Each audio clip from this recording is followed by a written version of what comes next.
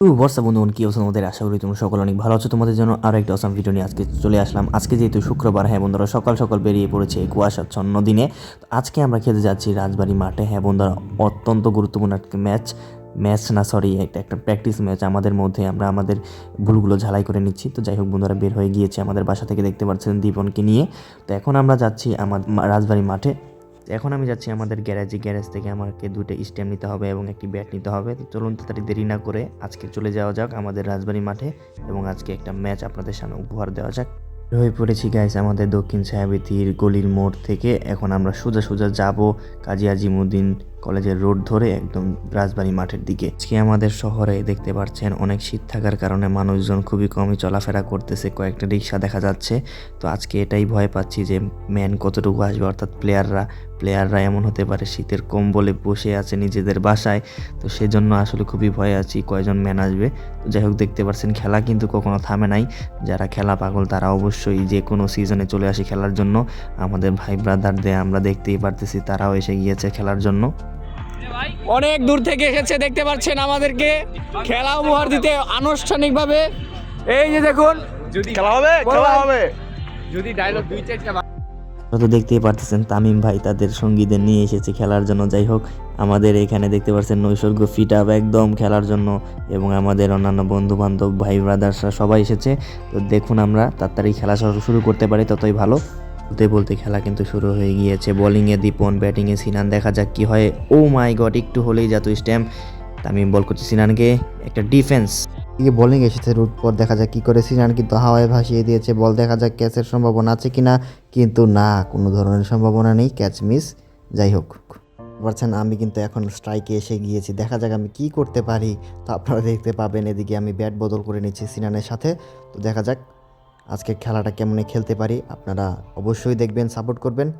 দেখতে পারতেছেন এদিকে লুৎফর বোলিংয়ে, আমি ব্যাটিংয়ে। দেখা যাক কী হয়। এদিকে একটু লাইন মিস হয়েছে, যে কারণে আসলে কিনা খেলাটা আসলে ঠিকভাবে হচ্ছে না, কানেক্টটা ঠিক মতো হয়নি। আবারও বোলিংয়ে লুৎফর, দেখা যাক কি হয়। এদিকে দেখতে পাচ্ছেন লাইন মিস করেছে সিনান, সেজন্য ডট বল। লুৎফর কিন্তু বোলিং, এবার আমি কিন্তু মেরেছি অফসাইডে সজোরে, কিন্তু ঠিকভাবে চারটি হলো না ফিল্ডিং। পরবর্তী ওভারে খেলা দেখতে পাচ্ছেন পেস ঢুকে গিয়েছে। এখন দেখা যাক পেস কি করতে পারে। পেসে মোকাবেলা দেখতে পাচ্ছেন ফ্লিক শট অসাধারণ, এবং লেগ সাইড দিয়ে 4টি রান কিন্তু হয়ে যাচ্ছে আমাদের টিমের জন্য।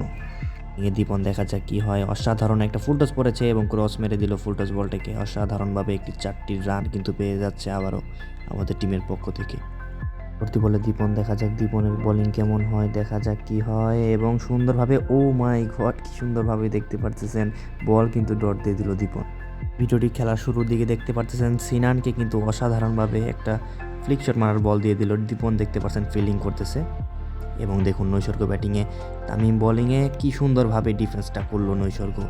অসাধারণ প্লেয়ার, তিনি জেলা টিমে খেলে থাকেন। এদিকে আবারও দীপন এসেছে বোলিংয়ে, দেখা যাক দীপনের বোলিং কেমন হয় সিনানের সাথে বিরুদ্ধে, এবং সিনানকে একটা নো বল কিন্তু ফ্রিতে দিয়ে দিলেন। এদিকে আবারও দীপন বোলিংয়ে, দেখা যাক কী হয়। এদিকে দেখুন নো বলে উইকেট।